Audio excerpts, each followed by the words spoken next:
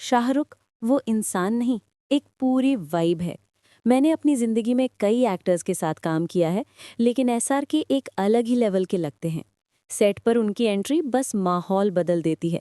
आप पीछे पलट कर देखें तो वो चुपचाप कॉर्नर में बैठे मिल जाते हैं, और जैसे ही कैमरा ऑन होता है, सेट का पूरा माहौल उनके हिसाब से चलने लगता है।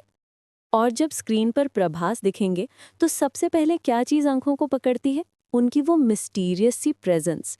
ऐसा लगता है जैसे उनके अंदर कुछ भारी चल रहा हो। उनका दर्द, उनका फर्ज, उनका रिएक्शन, बस देखते रह जाओ। 21-22 दिसंबर 2023, जब देश का आधा हिस्सा ठंड में डुबका हुआ था, तब पहली बार इंडियन सिनेमा के दो मेगा स्टार्स एसआरके और प्रभास एक ही वीकेंड पर अपनी फिल्में लेकर आए। एक तरफ एसआरके की एडवेंचर कॉमेडी ड्रामा डंकी, दूसरी तरफ प्रभास की action thriller Salaar. Salaar world wide 68 crore और इंडिया नेट 44 करोड़ के साथ खुलती है। डंकी वर्ल्ड वाइड 444 करोड़ और इंडिया नेट 212 करोड़ तक पहुंच जाती है। ट्विटर पर उस समय फैंस का ओपन वॉर चल रहा था। सपोर्टर्स कम, एक दूसरे को नीचा दिखाने वाले ज्यादा। सच बताओ, बाहुबली से पहले कितने लोग प्रभास को उस स्टार स्टेटस पर जानते थे? नाम जरूर सुना होगा, लेकिन क्रेज उतना नहीं था। लेकिन सलार का इंतजार 3 साल से हो रहा था। बॉलीवुड साइड से देखें तो टॉप पर नाम हमेशा एसआरके का ही आता है।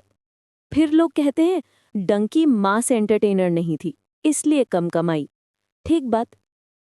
लेकिन सोचो, अगर एक इमेजिनरी क्लैश होता, एसआरके की किंग वर्सेस प्रभास की स्पिरिट, तो क्या पिक्चर बनती? जॉनरा समान, मास मसाला वायलेंट एक्शन थ्रिलर। डायरेक्टर्स दोनों तरफ बेस्ट। किंग को सिद्धार्थानंद, स्पिरिट को संदीप रेड्डी वांगा। और दोनों अपने स्टार्स को इंडिया का बिगेस्ट सुपरस्टार कह चुके हैं। इस वजह से ये मुकाबला प्रोफेशनल से ज़्यादा पर्सनल फील देता। ऊपर से किंग में दीपिका शाइन करती दिखेंगी, जबकि स्पिरिट से उनका एग्जिट हो चुका है। और सबसे इंटरेस्टिंग, प्रभास की बड़ी कमाई हिंदी बेल्ट से ही आती है।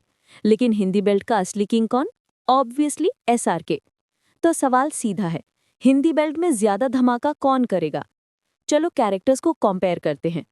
किंग में एसआरके एक डार्क ब्रूटल असैसिन है। हीरो विलन के बीच का इंसान जो किसी को खत्म करने से पहले पल भर भी नहीं रोकता है।